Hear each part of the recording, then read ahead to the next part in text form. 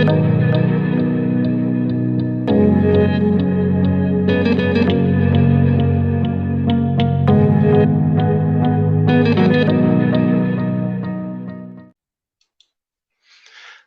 Cherries fans and welcome to the first opposition preview show of the new season. Started initially on back of the net before moving to Up the Cherries in all departments. Last season we had loads of amazing guests on our show, and this season has lots more coming up, including new shows, raw reaction, and we promise more interviews too. The season begins live on Sky Sports, and that's with the return of fans as well at Dean Court against West Brom, who were relegated from the Premier League last season. However, they are known as a yo-yo club, and my guest today will be hoping the Baggies boing back up to the Premier League at the first time of asking. It's a pleasure to welcome to the show from New Hampshire in the United States, Andy Caulton. Afternoon, Andy. How are you? Hey, Craig. Yeah, afternoon indeed. And an honour and pleasure to be asked to give a Baggy take on this first game of the season, which is absolutely massive. Two of the top teams coming together, game one. You know, it's going to be a humdinger. It certainly is. And two of the favourites for promotion as well, I should add as well. Do tell us a little bit more, though, about yourself, Andy, because you've had quite a journey and how you ended up in New Hampshire.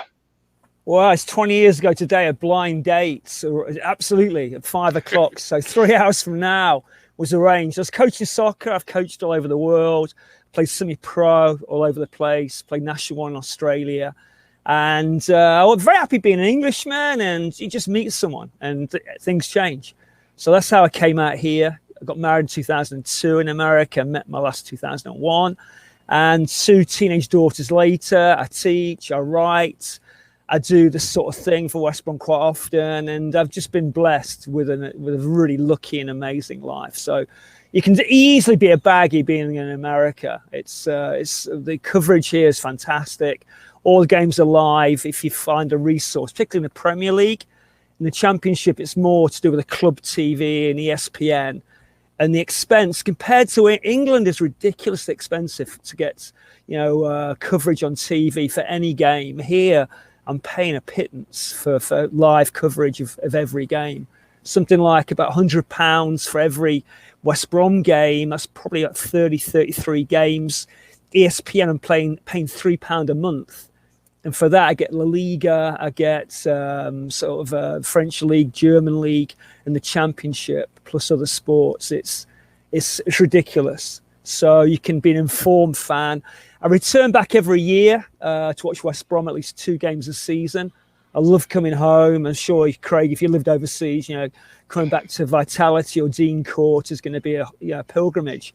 So I love coming home, but I've not been back for 2 years. COVID is ruined that, and hopefully this April I will be able to get back again. And it's going to be great to have fans back in the stadium, have that noise, have that atmosphere back, because last season, Andy, what was your take in the Premier League of stadiums being empty? Did it have an effect, do you feel, on teams like West Brom who were fighting for their lives? I think it had an effect on everybody, West Brom for sure, but any sport, even the Olympics now, is for me just not has a level of watchability, but with an atmosphere, with a crowd, it's all the senses satiated. It creates a much better atmosphere and better watch, and so last season for West Brom, no crowd. You got used to it. They were playing so badly, it wasn't a bad thing at times. The crowd not being on their back, particularly at home when we're losing by 4 or 5 quite regularly at one spell. But still, it's not the same. It isn't the same. So certainly we're looking forward to a season in the Championship where, we have smaller grounds but fuller grounds. And we have, as a fan of us back in England, adventures, going to Peterborough, even going to Millwall again. It's... Bournemouth is a treat to go to. So, but the only thing was, you're going to find this, sure, last year, there's lots of Friday night, Monday night games. As a working bloke, I'm a teacher, I would find it really difficult to actually, I couldn't take time off. So a lot of the away games I couldn't go to. So, as a crowd, it'd be great to be back, and the atmosphere will be kicking on Friday at Vitality. Yes, most definitely. And do tell us a little bit about your writing as well. Yeah, I write for Over the Bar. I always wanted to be a writer, but I left school at 16 where, dreams of writing, well, forget it. You get a job, you pay. I'm sure lots of the older, viewers of the podcast know that feeling that you can't perhaps be what you want to be. And I always dreamt of being a writer. And it just happened. The website asked me from Asia, of all places, about 7 years ago. And it's a big website in Singapore. Again, being a Baggie made a difference. If I was a Liverpool fan, I wouldn't care less. But, some West Brom person can write a little bit. Let's give it a go.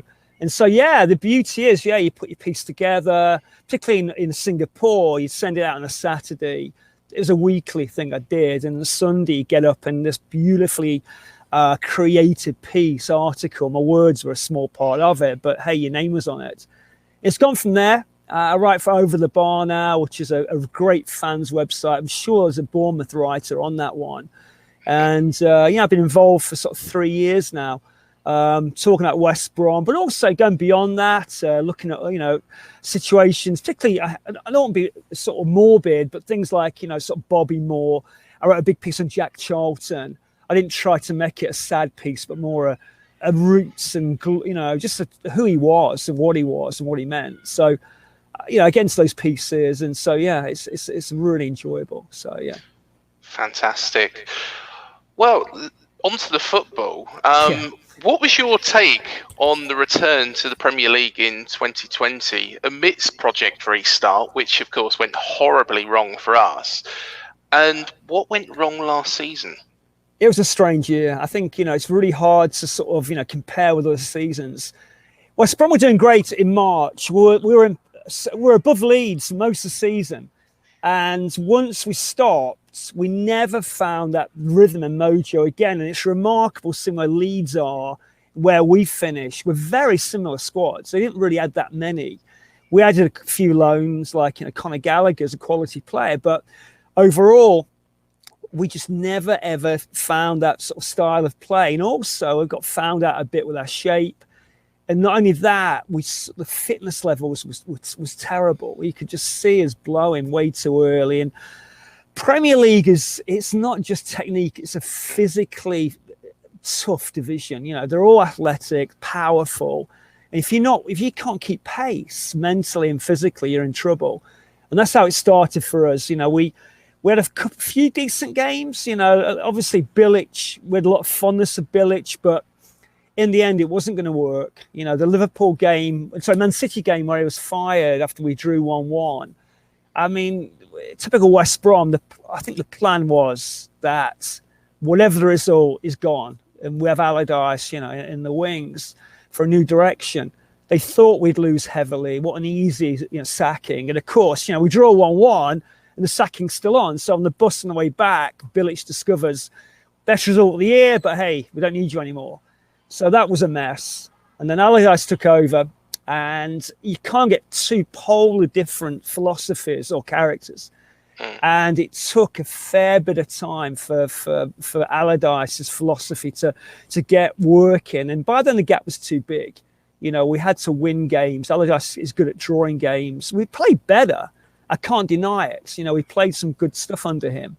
But end of the day, we weren't good enough, and I was pretty happy that we made a new start once the season was over. He was on an option for a second year, and it said it was mutual. I like to think it was mutual between the two. That West Brom, sort of released him. So, Championship in a new direction, and that's where we went. To be fair, I've always rated Bilic as a very, very good manager. Yep. He did a decent job at West Ham, and I was quite surprised when he was sacked. Yes, there was some heavy defeats. It happened in December last year. Do you feel that they should have stuck by Bilic a little bit longer, or do you feel that Allardyce was a good appointment considering what he'd done with previous clubs, especially Sunderland. Sunderland's the big name that does jump out. Yeah, with I didn't jump up and down when Allardyce was recruited. I'm not a big Sam fan. Bilic, up until March, I absolutely thought he's done a tremendous job.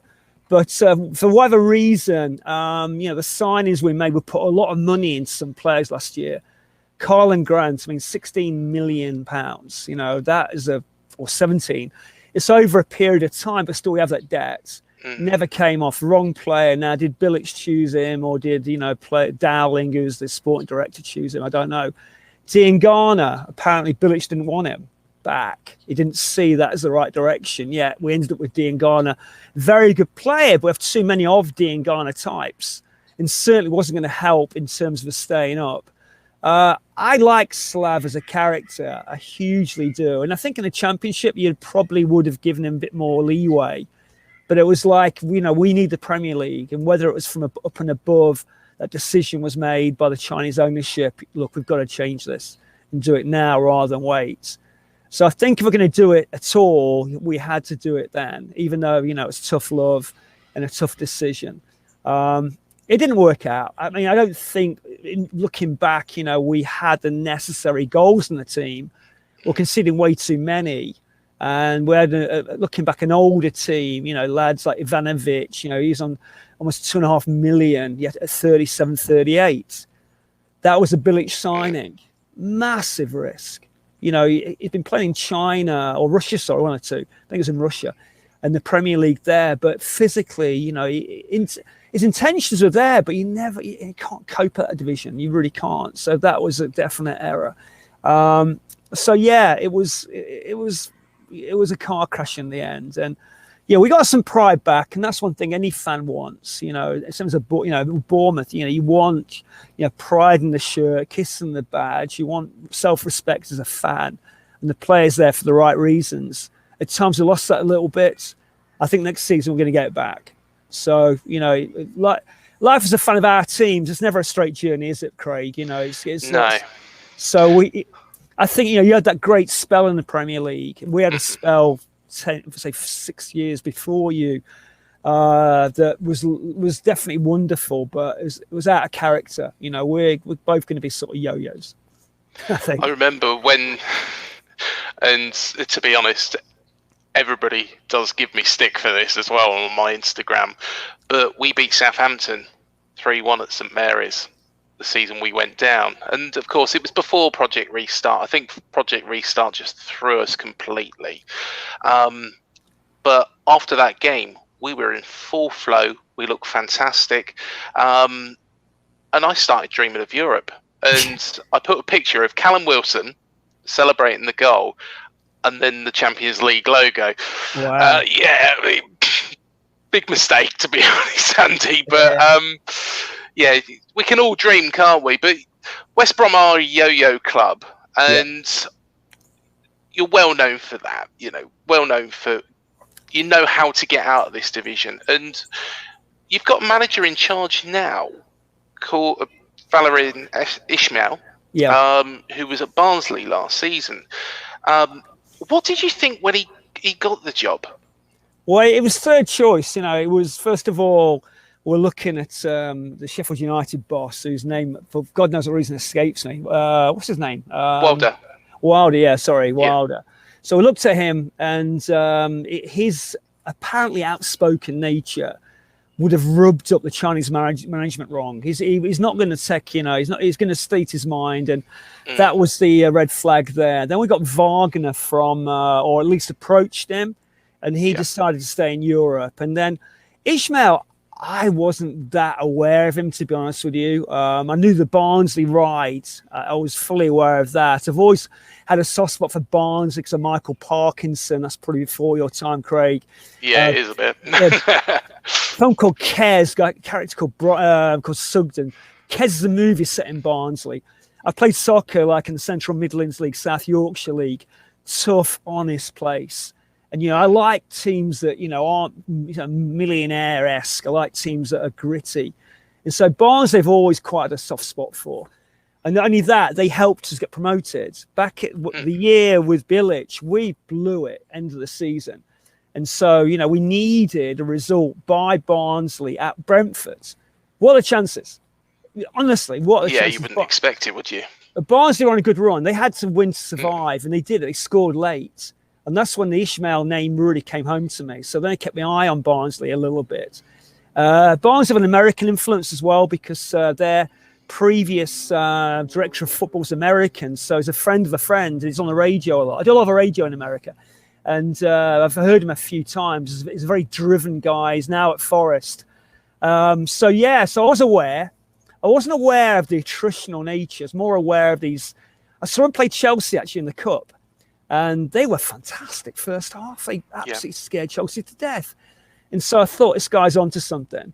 Then when Wagner, or Wagner, whatever you pronounce it, he turned away from West Brom in this zone of who's next, and names are mentioned. And so, Ismaël came up, and I wasn't that clear about his background. I wrote a piece for Over the Bar about it, did a lot of research. He has an amazing background as a person dealing with racism, which works really well at West Brom with Regis, Cunningham and Batson. We dealt with that in the 70s. So anybody who gets what racism can do to somebody, such as himself, is welcomed at West Brom. He played in Germany. He won the championship by Munich. He's a player, and he's basically coached at a really good level, at B level in Germany, then A level. He was on a high to nothing at Wolfsburg, then back to B, and then eventually, I think, in Greece, and then obviously to Barnsley, then to us. So we're dealing with a younger manager, hungry manager, a manager who absolutely sets his stall, a manager I think you've got to trust, a manager who relies on youth. The oldest player at Barnsley last year was 27. So, that's Ivanovic and Charlie Austin and all those boys aren't, Hal Robson, Carno, they're not going to stay. They're not going to be a future at West Brom. So, he believes in youth. We've got a very good youth team. And so rather than these lads, just sit and wait and have no hope, he's a manager, has a principle of play and a belief in youth that I think is going to really play well with us. So, he plays a certain way. It's going to be an adaptation. Whether he gets it right first game against Bournemouth, I don't know. It's only first game of the season. So I think Albion fans are going to be patient to start with. But I'm thrilled, I really am. I'm Pulis and Pardew and Allardyce. I mean, the list goes on. So I'm really excited.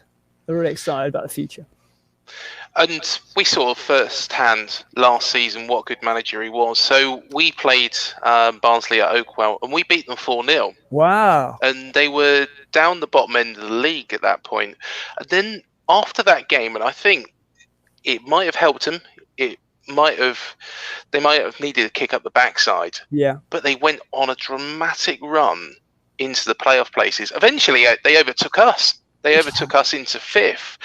And they looked fantastic. They beat us on the way as well to that, down at Dean Court 3-2. It was a very tight game. But I think if you was looking at it from the outside in, you'd think that Barnsley deserved to win that game. Yeah. So I've got to agree with you that there's a lot of promise. And with the resources that West Brom have got, and considering that Ismaël didn't have the resources at Barnsley as much as he will have at West Brom, surely there's got to be real optimism that the Hawthorns now.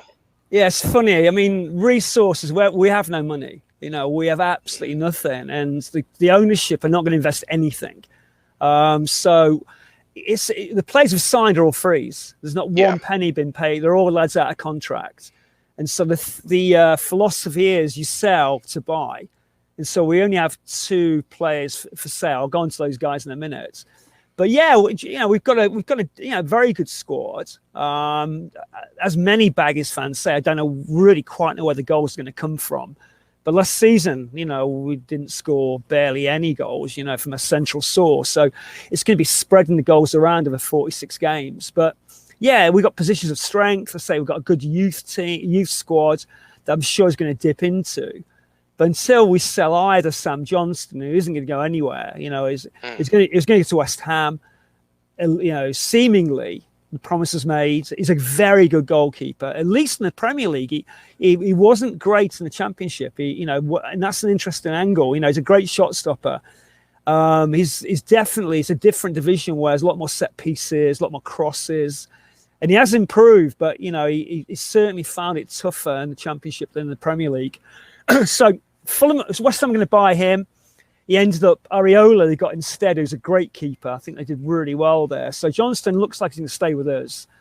And then you've got Mateus Pereira. But if Johnston stays, that's £12 million. That possibly we could spend now, not available. And then the Pereira, I know you're going to go into Pereira in a little bit. It's a completely different scenario. Do you want me to go on to that now? Or yeah, go for it. Okay. So Pereira, I've been a Baggies fan since I was, 7 or 8, as a kid. I've been going to Hawthorn since I was 10 or 11. Pereira's the most talented player I've seen since Laurie Cunningham. Laurie Cunningham went to Real Madrid. He was one of the greatest players, most gifted players you're ever going to see, and a real one-off for West Brom.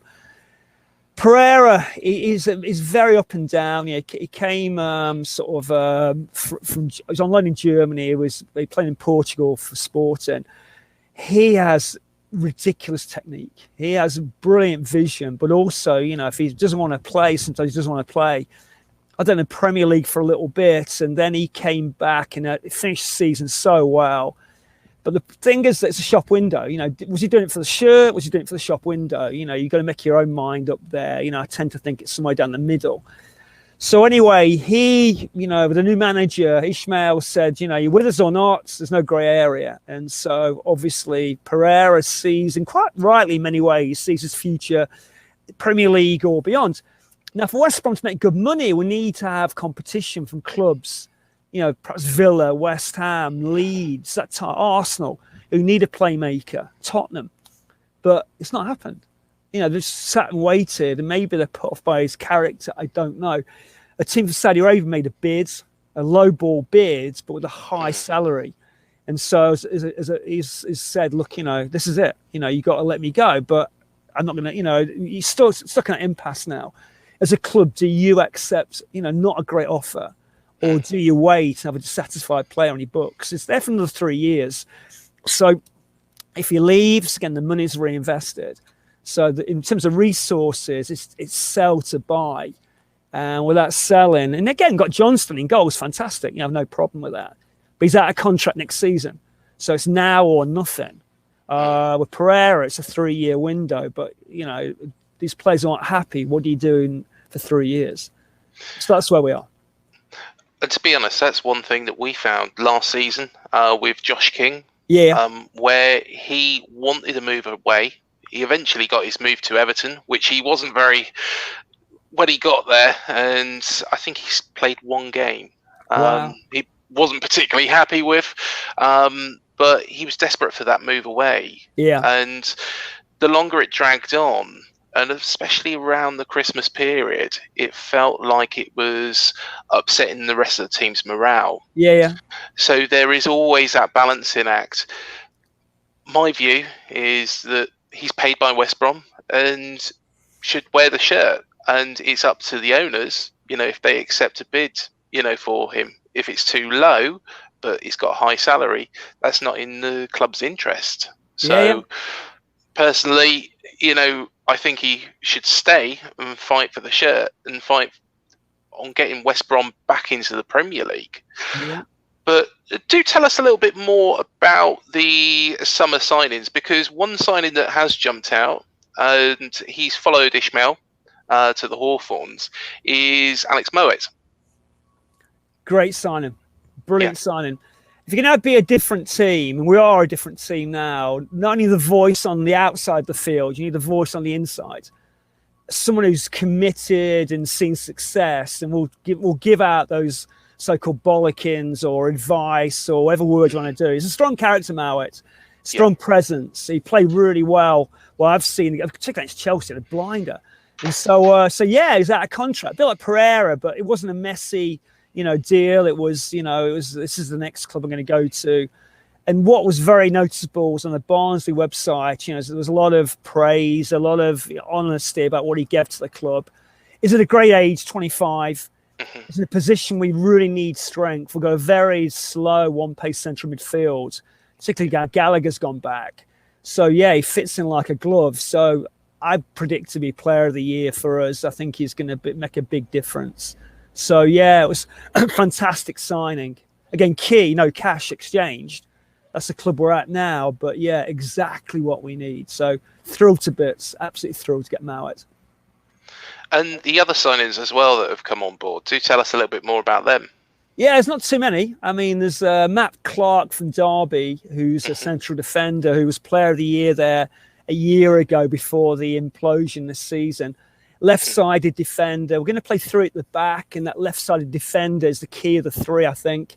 You can't put a right-footed player on the left side. It just loses the whole balance. Yeah. I like three at the back with the right three players because we have very good attacking fullbacks who aren't really defenders, aren't defenders. I think Bournemouth have got the same. They've got some brilliant attacking fullbacks.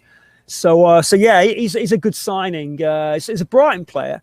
So, yeah, we've taken him on, and I'm not sure it's 50 million like White was to Arsenal, which is bloody mad. It's crazy, isn't it? Yeah, that is, I mean, good luck to the guy. And I love Brighton in terms of being a smaller club, but, back to Matt. Yeah, Matt will be a really good player. And again, given the, I've got contacts at Derby who rave about him, so I'm really pleased. We signed Adam Reach. That was from Sheffield Wednesday. And again, very consistent player, wide midfield player, honest player, worker, will play the press. And I think, as Ishmael said, it's not the name, it's believing in that system and being reliable, to be honest, and Reach seems that. We signed a kid from called Castro, Quevin Castro, or Kevin as is pronounced, he won't play, I don't think, against Bournemouth, but I think he's going to make a big impact, an attacking midfield player. And that's really it. I mean, we're not sort of made too many signings. Sensible recruitment, though. Oh, yeah. That's what I would say. Oh, truly. No, for the Championship, you've got three British boys who've been there, done it. And, I mean, I don't want to sound, sort of against overseas signings. It's the last thing they're going to do. But no, these are lads that, have been through the system. And I think that's, know the system. And Ishmael has seen them. It's not like video. He's played against them. And has played with Mowatt, obviously. So, I think it's smart recruiting. Really is. And Adam Reach did give us some, to be honest, we lost both games against Sheffield Wednesday last season, which was, to be honest, disappointing. Very, very disappointing. But Adam Reach did cause us. And he was the standout player in their side. You could probably pick out Bannon as well, but I think he really did stand out. Of course, at the start of a new season, Andy, everybody puts up predictions of what they think is going to happen. How do you rate your chances, and where do you think you'll finish, and what do you think of Bournemouth? Wow, it's at the start. I mean, this is a big Championship game. I like the fact you've got some of your old Premier League players. Brooks is always a good player. I think that your keeper your keeper has a blinder against us. The Begovic, isn't it? Is it Begovic? Yeah, Begovic has gone to Everton now. Has he? Yeah, he's gone to Everton. It's Mark Travers now, who did have an outstanding game against Spurs when we were in the Premier League. Okay. So, because I know Begovic. I mean, that's a win-win. I was doing some research. So I'm pleased to be back of him. He doesn't have a blind against everybody. Sam to pick his games against us. So back to Bournemouth. I see them as it's tricky, right? I feared like that Portsmouth in terms of some of the big transfers. Solanke, wow, but you got the Aki money, which you're thinking that makes you had to have that cash. Portsmouth didn't do a lot with selling. You've balanced your books well. You've got a great crowd, a great pitch. Your home record should be really good.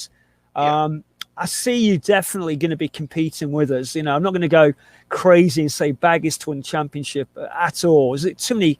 Fulham are really good. Sheffield United are regrouping, and you've got teams like, I think Stoke can be very, very close. They're going to, under their new boss, they're going to definitely readapt and do well. I think Forest are dark horses.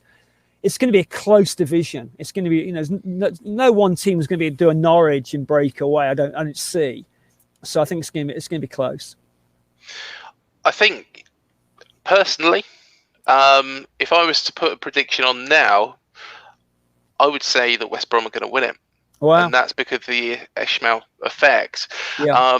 But I'll be optimistic and say we'll finish second. I don't think we'll win it, but I think West Brom are going to be the team to beat. You know how to get out of this division. The players have done it 2 years ago. Yeah. Okay, after Project Restart, like you say, it wasn't particularly very good. But, if they can find that form that got them to that position before that happened, you'll be very, very strong. And personally, I honestly do think you'll win it. But I think it will be a completely different mix. I think Stoke is a good call. They've just signed Sam Surridge from ourselves, he's a player that gives 110% every single match that he plays. He might not be the greatest striker in the world, but he'll always give his all.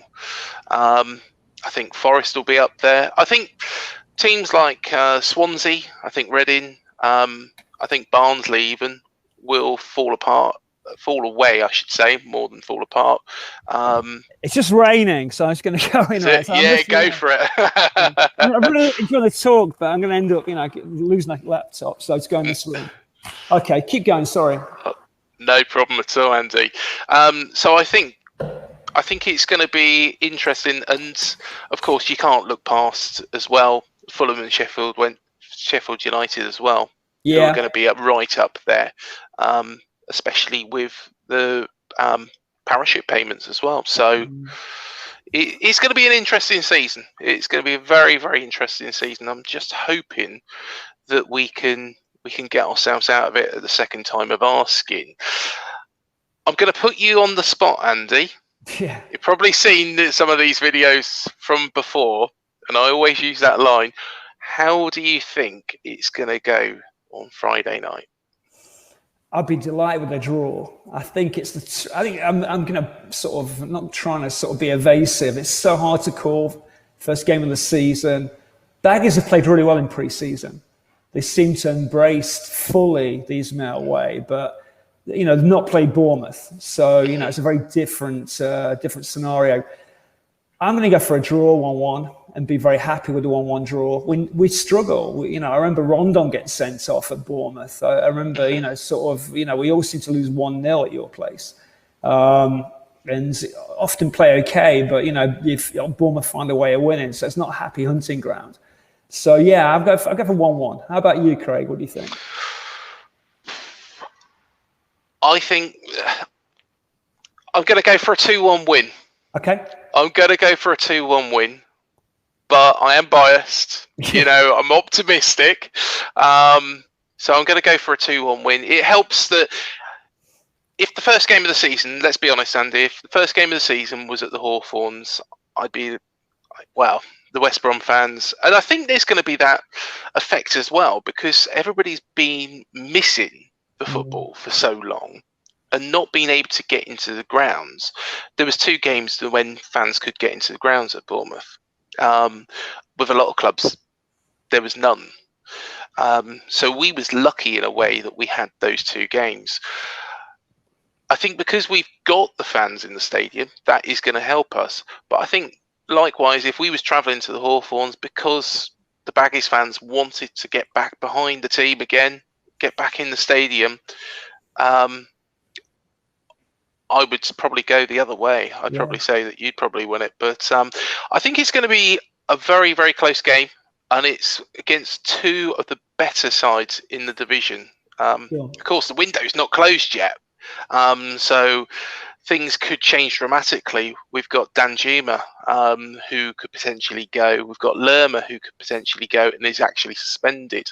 Wow. because of the situation at Sheffield Wednesday last season, which took them about 8 months to sort. Wow. So yeah, wow. That's ridiculous. It's crazy. But yeah, I'm very, very optimistic for the season. But I would do that, Sure. So hopefully the side won't let us down. But it's been an absolute pleasure to have you on this show today, Andy. And thank you so much for joining me. And it's been really, really interesting. It's nice to see a bit of America as well. Yeah. After we've been locked away for so long. And yeah, hopefully you'll be able to get over to the Hawthorns as soon as possible. Yeah, look, it's going to be, say, February or it's going to be April. But it's so meaningful bringing your family. Last time I went, we were playing Liverpool, and my daughter's a very good soccer player, and somehow or other I managed to get the club to give me some good tickets. So I was right on the halfway line. So I was in touching distance of Mo Salah, and she's a Liverpool fan. And when you go, that's the thing with the Premier League, as a fan, it's not just seeing your own players, it's seeing other teams. And it was a 2-2 draw. Rondon scored late on, and it was an amazing occasion. And then last year, I ended up seeing Hull City at home. So, so Championship and Premier League are very different. I feel really at home in Championship. I wish I was at home. I enjoy meeting fans of different teams rather than, sort of just teams with, with fans that, that win week in, week out. Championship's more of a division of, of fans of all manner of teams, and you've always got a chance. In the Premier League, that's not quite the same. So I wish all the Cherries the best of luck. I wish we could hopefully both go up or at least make the playoffs. And thanks for asking me to be part of this. It's been a real pleasure. Not a problem at all. The pleasure's all ours. And thank you so much for joining us. And likewise, fingers crossed, we'll be both having a bit of a party at the end of the season. Fingers in crossed. Front of full houses as well. Yeah. And both be back looking forward to a season in the Premier League, which... Quick question for you, Andy. Okay. Do you feel that the Premier League is as exciting as the Championship? Championship is definitely more of a roller coaster, and it's more, it's more open in that, again, every team has a chance. I don't think playing Man City away, particularly for like 17 teams in the division, as an equal match, and getting Grealish now as well, you just shake your head. You think, and is surviving, is that what you really want to do? Is that the ultimate, or is it actually competing to maybe win something? So, it's maybe a lower aim, but yeah, I think the Championship has a lot going for it. And so, relegation, it's not sort of the worst thing ever, but I am fearful in a way. I think Bournemouth have got to get up this season. I think it's like a 2-year window. And then you start getting stuck. And that's maybe, what West Brom are going to, obviously, we've got a 2-year window as well. So, yeah, I think it really is now, I won't say now or never, but there may be a gap for Bournemouth. So, Parker's a great manager. He does brilliant against West Brom. We never beat Fulham with him in charge. So, you've got a great boss there. So, I think, you've recruited well. So, we'll see where it goes. Fantastic. Well, thank you so much, Andy, for joining me. It's been an absolute pleasure. Cheers. Thanks, Craig. And yeah, we'll keep in touch. Yeah, most definitely. Okay. And thank you, everybody, for joining me on this opposition preview show. Please do remember to hit the like, subscribe, and the bell icon below to be alerted to all our latest videos. Until the next one, up the cherries, and I'll see you then. Thanks for joining me.